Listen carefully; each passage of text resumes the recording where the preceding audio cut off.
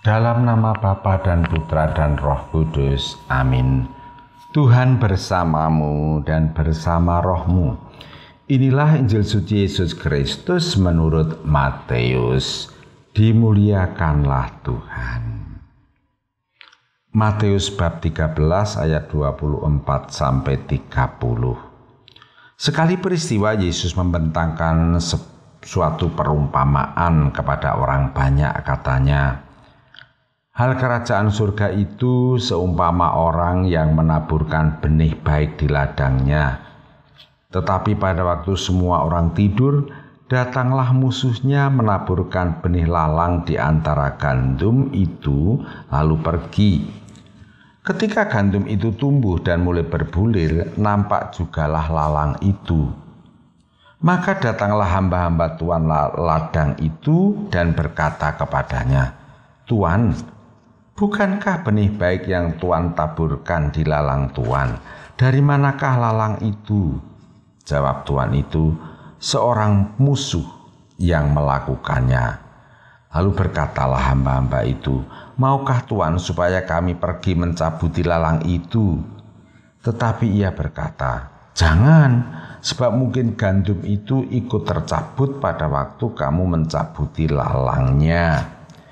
Biarlah keduanya tumbuh bersama sampai waktu menuai tiba.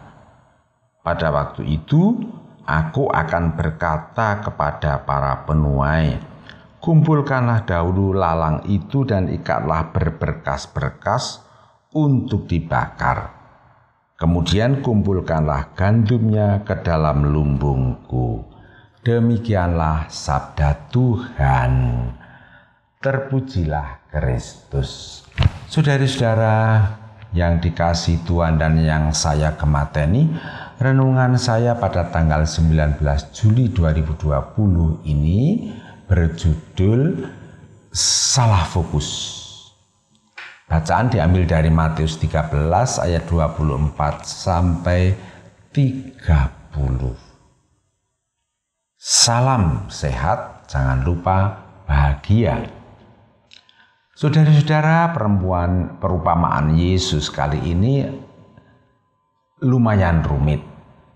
Artinya ada dua pemahaman yang berbeda. Pemahaman pertama mengartikan bahwa gandum adalah simbol anak Allah yang selalu rindu untuk mengasihi Allah dan mengasihi sesama seperti diri sendiri. Ladang adalah simbol dunia. Ilalang adalah simbol orang yang hidup seenaknya, melupakan kasih kepada Tuhan dan sesama, serta berbagai macam kejahatan dilakukan tanpa belas kasihan, merampas milik orang lain, bahkan merampas kehidupan orang lain. Dan orang-orang macam ini dibiarkan tumbuh bersama orang-orang baik. Ilalang tidak boleh dicabut karena akar ilalang dan akar gandum saling melilit-melilit. Jadi biarlah Tuhan yang mengadili mereka. Manusia di dunia tidak berhak menilai orang ini mirip gandum atau orang ini mirip lalang. Pendapat kedua, karena meragukan bahwa pendapat ini menjadi rumit ketika ditanya, apakah di dunia ini ada orang yang sama sekali baik dan sama sekali buruk? Sepertinya kok tidak ada ya. Sebaik-baiknya orang pasti ada kejelekannya. Dan sejelek-jeleknya orang pasti ada kebaikannya. Nah, pendapat kedua ini mungkin lebih mudah dipahami. Benih gandum adalah sabda Allah.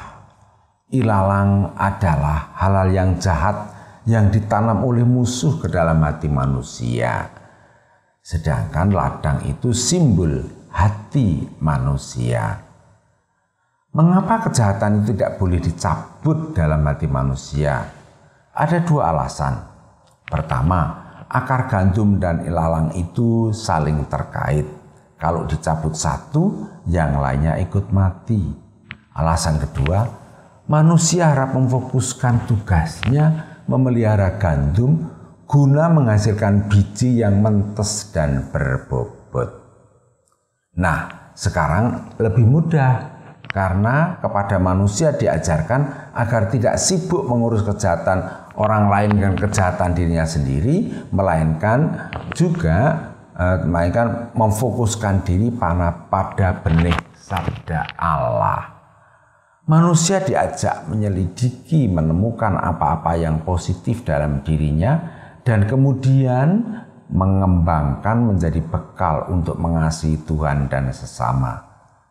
Jika demikian, perumpamaan ini mirip dengan perumpamaan talenta yang terkenal itu dari Matius 25. Saudara-saudara, Yesus ini memang cerdas luar biasa. Beliau telah menciptakan sistem pendidikan diri yang oleh orang zaman sekarang disebut appreciative inquiry. Di sini manusia tidak diajarkan untuk menghabiskan energi kekuatannya, tenaga dan perhatiannya hanya untuk memikirkan ilalang agar tidak mengganggu gandum. Tidak memikirkan kejahatan dalam dirinya dan kejahatan orang lain. Fokus manusia adalah hal-hal baik yang ada dalam diri dan pantas dihargai. Jadi sepertinya ketika para hamba itu berkata, "Tuhan, bagaimana kalau lalang itu saya cabut?" Itu bukan urusanmu. Fokusmu pada memelihara gandum. Nah, dari situ ibarat orang yang sudah punya bekal, dia mau pergi kemana tinggal mengatur dan menyesuaikan bekalnya yang cukup. Itu tahap awal. Tahap selanjutnya adalah bertanya, apa yang menjadi impian saya ketika lalu kami mau pergi ke sana? Lalu dengan demikian, lalu bagaimana menata dan mengelola perjalanannya sampai akhirnya dia bisa mengukur tercapai dan tidaknya tujuan tersebut. Sekali lagi, fokusnya pada keutamaan dan kebaikan diri serta bagaimana mengembangkannya untuk mencapai suatu tujuan yang ditentukan.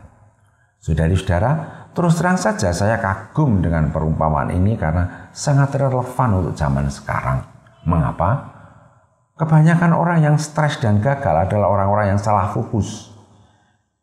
Pagi, siang, sore, malam yang dipikirkan hanya yang jelek-jelek dalam dirinya dan yang jelek-jelek mengenai orang lain. Dan kayaknya jumlahnya ini makin besar. Maka sebenarnya orang ini seperti orang yang mau bepergian tetapi hari hujan, lalu dia bingung mencari pawang hujan supaya menghentikan hujan.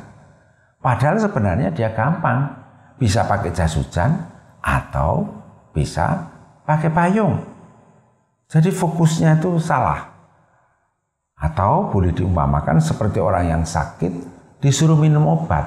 Pikirannya bukan soal sembuhnya minum obat, tapi obat itu mengandung zat kimia dan itu meracuni, maka saya tidak minum obat. Nah, ini kan salah fokus.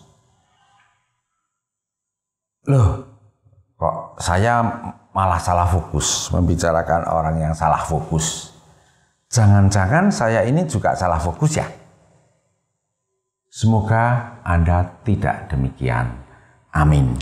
Kemuliaan kepada Bapa dan Putra dan Roh Kudus, seperti pada permulaan, sekarang, selalu, dan sepanjang segala abad. Santa Maria Fatima, doakanlah kami. Dan semoga kita selalu mengalami berkat Allah yang Maha Kuasa, Bapa, Putra, dan Roh Kudus. Amin.